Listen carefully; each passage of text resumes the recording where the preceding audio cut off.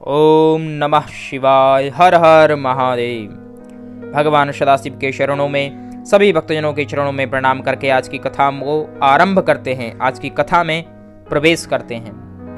आज हम शिव पुराण की विद्वेश्वर संहिता में प्रवेश करेंगे और जानेंगे कलयुग में तत्काल सभी पापों का नाश करने वाली जो कथा है, जो प्रयागराज में ज्ञान यज्ञ आरंभ होने वाला है, जिसमें श्री सूत जी सभी भक्तजनों का कल्याण करने के लिए एक सहज, सरल और महान भाग्य को उदय करने वाले विषय पर चर्चा करेंगे। उसी के विषय में आज की कथा है। तो चलिए आरंभ करते हैं। अद्यन्तमङ्गलं जातु समाने भाव मार्यं तमीशं जरामरमात्मदेवं पंचाननं प्रबल पंचविनोदशीलं संभावये मनसि शंकरम अंबिकेशम। जो आदि और अंत से मंगलमय हैं, मंगल को प्रदान करने वाले हैं, जिनकी समानता इस अखिल ब्रह्मांड में कोई नहीं कर सकता। पंचमुखों से सुशोभित हैं, जो केवल अपने क्रीड़ा मात्र से खेल ही खेल में इस जगत की रचना, पालन और संहार कर देते हैं। तिरोभाव 5 प्रबल कर्मों को करते करते इस संसार का पालन पोषण करते हैं। ऐसे अजर अमर ईश्वत अंबिकापति भगवान शंकर का मैं मन ही मन चिंतन करता हूं, उनके श्री चरणों में प्रणाम करता हूं, नमन करता हूं और कथा को आरंभ करता हूं। तो सबसे पहले व्यास जी कहते हैं कि धर्म का महान क्षेत्र है, जहां गंगा यमुना का संगम होता है, परम पुण्य में प्रयागराज जो ब्रह्मलोक का मार्ग है।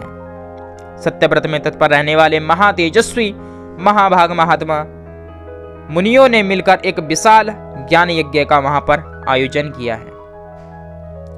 सभी ऋषियों में, क्योंकि जो भगवान से प्रेम करते हैं, भगवान का कहीं आयोजन हो रहा है, पूजन हो रहा है, तो कहीं ना कहीं से सूचना उनको प्राप्त हो ही जाती है। ऐसी ही सूचना सूत जी को प्राप्त हुई है। पौराणिक जो शिरोमणि हैं, व्यास जी के शिष्य महामुनि सूत जी, वह सूचना को सुनकर वहां पहुंचते हैं और दर्शनों की अभिलाषा से कि इतने महान महान संत वहां एकत्र हुए हैं ज्ञान यज्ञ के लिए, तो वहां पहुंचते हैं। तो उन्हें सभी ऋषिजन देखकर अत्यंत प्रसन्न हो गए और स्वागत सत्कार के लिए आगे बढ़ने लगे। विनय पूर्वक हाथ जोड़ के प्रार्थना करते हैं। क्या कहते हैं? सर्वज्ञ विद्वान रोमहर्षण जी, आपका बड़ा भाग्य प्रबल है। इसी से आपने व्यास जी के मुख से अपनी प्रसन्नता के लिए ही संपूर्ण पुराण विद्या प्राप्त की है। यानी परम सौभाग्य है कि पुराण विद्या आपने सुनी है, उसका रसपान किया है। इसलिए आप आश्चर्य स्वरूप कथाओं के भंडार हैं। किस प्रकार? जैसे समुद्र बड़े बड़े सारभूत रत्नों का आगार है, समाहित उसमें बड़े बड़े रत्न रहते हैं। भूत, वर्तमान और भविष्य तथा और भी जो कोई वस्तु आपसे अज्ञात नहीं है। हमारा बड़ा सौभाग्य है कि ज्ञान यज्ञ में आप पधारे हैं, क्योंकि जब आप पधारे हैं तो कुछ ना कुछ विशेष उद्देश्य आपका होगा। क्योंकि संत जन, उनका पदार्पण कहीं होता है तो कुछ ना कुछ मंगल भेंट देने के लिए आते हैं, ज्ञान से कुछ ना कुछ हमें ओतप्रोत करने के लिए पधारते हैं। तो वह वहां विराजते हैं और कहते हैं कि उत्तम बुद्धि वाले आप सभी जन हैं। यदि आप सभी की आज्ञा हो, आप सभी सुनना चाहते हैं, तो मैं उस परम गोपनीय विषय का वर्णन करना चाहता हूं, जो घोर कलयुग आने पर भी मनुष्य पुण्य कर्म से दूर हो जाएंगे, दुराचार में फंस जाएंगे, सबके सब सत्य को छोड़कर असत्य का भाषण करने लगेंगे, दूसरों की निंदा करने लगेंगे, पराये धन को हड़पने लगेंगे, मूढ़, नास्तिक और पशु बुद्धि वाले हो जाएंगे। धर्म के जो भी संस्कार हैं, उन सभी को छोड़कर काम, क्रोध, लोभ, मोह आदि में फंसकर अनेक प्रकार के कष्टों को प्राप्त करेंगे। अपने अपने धर्म छोड़कर ब्राह्मण, क्षत्रिय, वैश्य, शूद्र, ये अपने अपने इनके जो भी कर्म हैं, उनको छोड़कर विपरीत कर्मों को करने लगेंगे। इनके उद्धार के लिए कोई मार्ग हो तो ऋषिजन कहते हैं कि सूत जी आप बताइए। इसी क्रम में सभी ऋषिजन इसी प्रकार से विनय प्रार्थना करने लगे कि सूत जी, आप इन सभी विषयों पर जो इन सभी का उद्धार कर सके, यानी इन सभी विषयों से निकालकर भगवत प्राप्ति करा सकें, ऐसा कोई उपाय हो, उपाय हम सभी के ऊपर कृपा करके आप बताइए। तब श्री सूत जी भगवान शंकर का मन ही मन बड़े सुंदर रूप में स्मरण करते हैं और सभी साधुजन महात्माओं को कहते हैं, क्या कहते हैं? कहते हैं कि हे साधुजन, हे महात्माओं, आपने बहुत सुंदर बात पूछी है।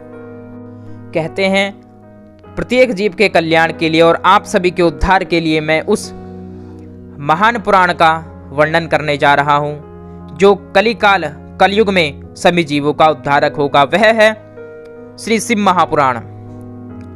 शिव महापुराण इसकी कथाओं का, इसकी विधियों का जो पालन करेगा वह जीव कलयुग के प्रत्येक पाप से मुक्त होकर भगवान शिव के धाम को प्राप्त करेगा।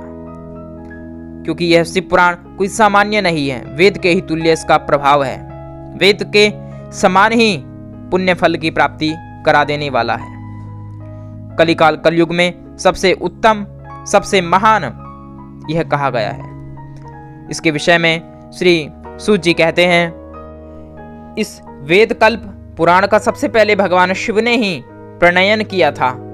इसमें विद्वेश्वर संहिता, रुद्र संहिता, विनायक संहिता, उमा संहिता, मातृ संहिता, एकादश रुद्र संहिता, कैलाश संहिता, शतरुद्र संहिता, कोटि रुद्र संहिता, सहस्र कोटि रुद्र संहिता, वायव्य संहिता और धर्म संहिता, इस प्रकार से इस पुराण के 12 भेद या खंड कहे जाते हैं।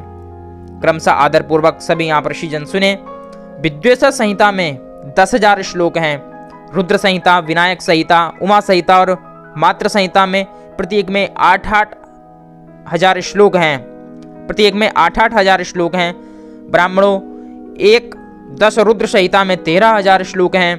कैलाश संहिता में 6,000, शतरुद्र संहिता में 3,000, कोटि रुद्र संहिता में 9,000, सहस्र कोटि रुद्र संहिता में 11,000, वायव्य संहिता में 4,000, धर्म संहिता में 12,000 श्लोक हैं। इस प्रकार से मूल श्लोकों की जो संख्या है शिव पुराण की 1 लाख है।